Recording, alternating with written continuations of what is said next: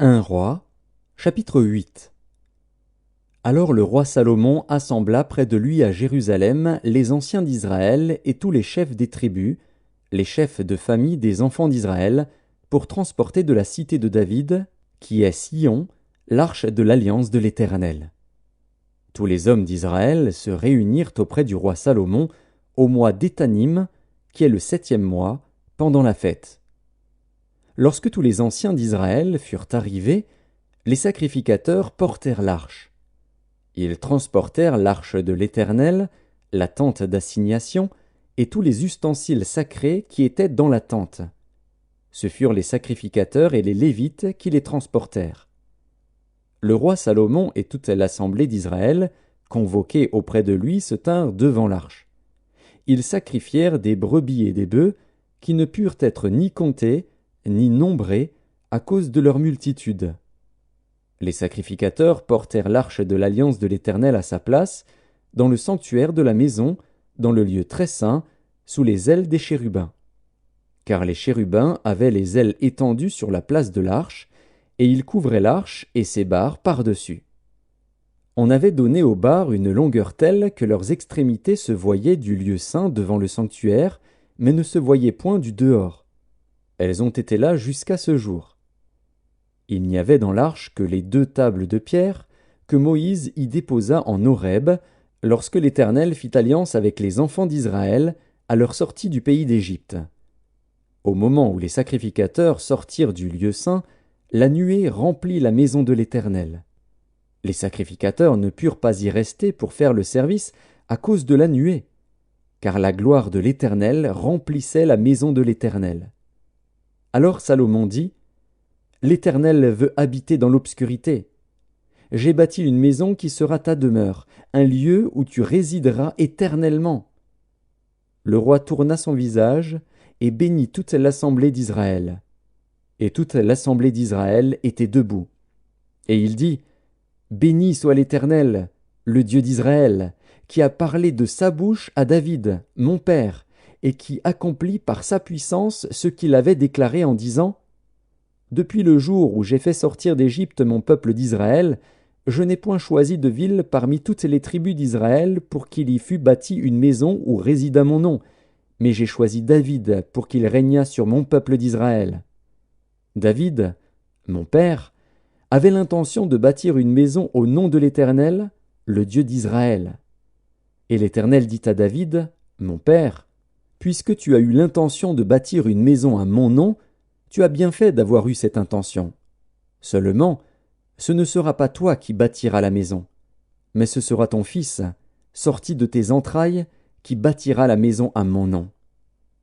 L'Éternel a accompli la parole qu'il avait prononcée.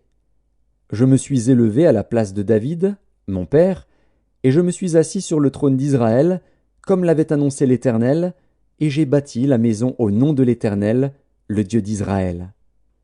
J'y ai disposé un lieu pour l'arche où est l'alliance de l'Éternel, l'alliance qu'il a faite avec nos pères quand il les fit sortir du pays d'Égypte. Salomon se plaça devant l'autel de l'Éternel, en face de toute l'assemblée d'Israël. Il étendit ses mains vers le ciel, et il dit : Ô Éternel, Dieu d'Israël, il n'y a point de Dieu semblable à toi, ni en haut dans les cieux, ni en bas sur la terre. Tu gardes l'alliance et la miséricorde envers tes serviteurs qui marchent en ta présence de tout leur cœur. Ainsi tu as tenu parole à ton serviteur David, mon père. Et ce que tu as déclaré de ta bouche, tu l'accomplis en ce jour par ta puissance. Maintenant, Éternel, Dieu d'Israël, observe la promesse que tu as faite à David, mon père, en disant : Tu ne manqueras jamais devant moi d'un successeur assis sur le trône d'Israël, pourvu que tes fils prennent garde à leur voie et qu'ils marchent en ma présence comme tu as marché en ma présence. Oh, qu'elle s'accomplisse, Dieu d'Israël, la promesse que tu as faite à ton serviteur David, mon père. Mais quoi ? Dieu habiterait-il véritablement sur la terre ? Voici, les cieux et les cieux des cieux ne peuvent te contenir. Combien moins cette maison que je t'ai bâtie ? Toutefois, Éternel, mon Dieu, Sois attentif à la prière de ton serviteur et à sa supplication.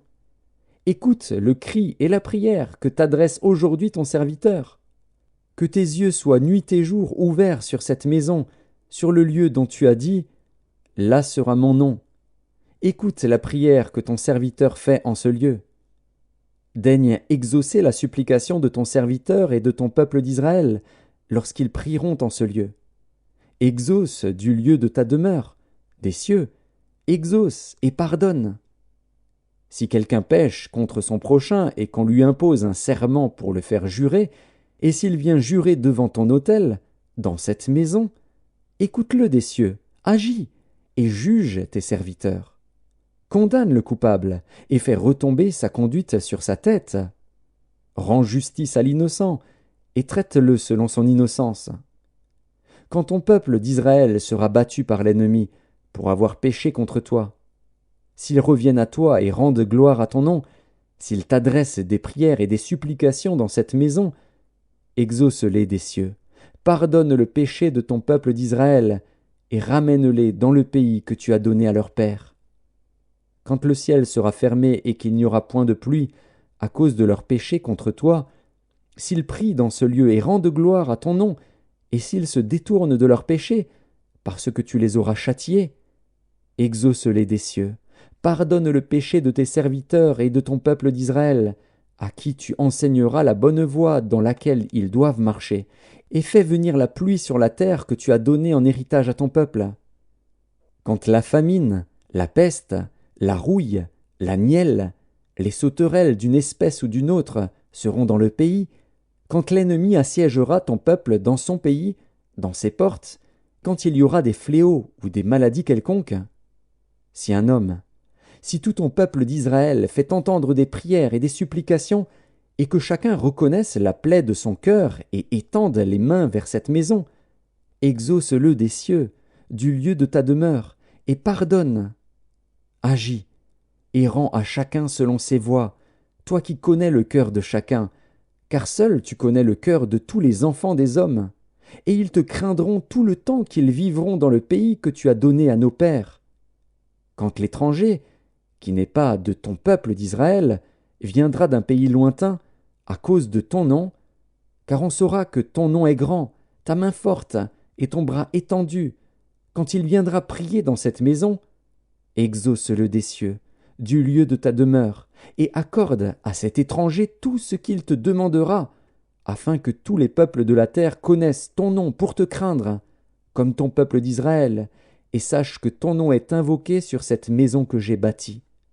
Quand ton peuple sortira pour combattre son ennemi, en suivant la voie que tu lui auras prescrite, s'ils adressent à l'Éternel des prières, les regards tournés vers la ville que tu as choisie et vers la maison que j'ai bâtie à ton nom, exauce des cieux leurs prières et leurs supplications, et fais leur droit.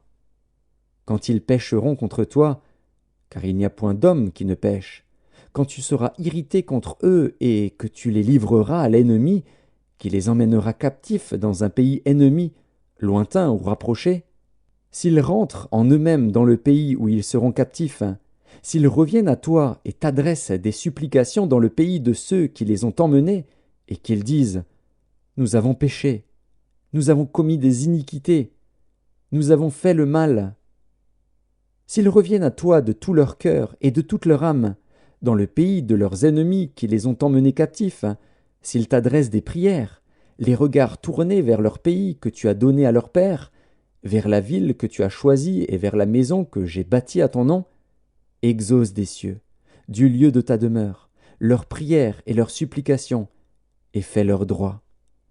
Pardonne à ton peuple ses péchés et toutes ses transgressions contre toi.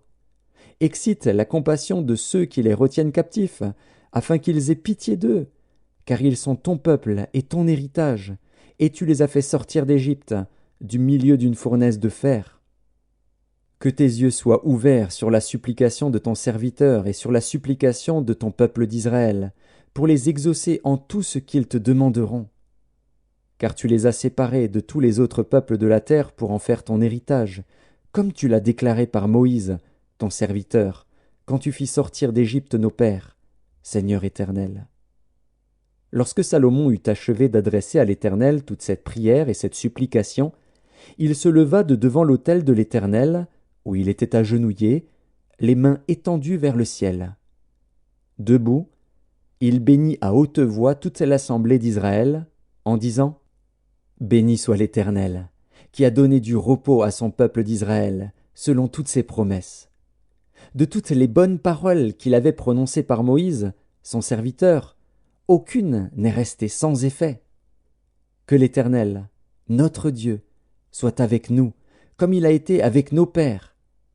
Qu'il ne nous abandonne point et ne nous délaisse point, mais qu'il incline nos cœurs vers lui, afin que nous marchions dans toutes ses voies, et que nous observions ses commandements, ses lois et ses ordonnances qu'il a prescrits à nos pères.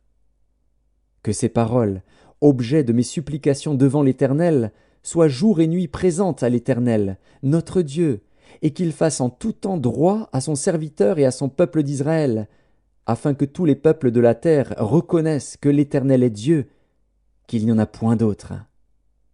Que votre cœur soit tout à l'Éternel, notre Dieu, comme il l'est aujourd'hui, pour suivre ses lois et pour observer ses commandements. Le roi et tout Israël avec lui offrirent des sacrifices devant l'Éternel. Salomon immola 22 000 bœufs et 120 000 brebis pour le sacrifice d'action de grâce qu'il offrit à l'Éternel. Ainsi le roi et tous les enfants d'Israël firent la dédicace de la maison de l'Éternel.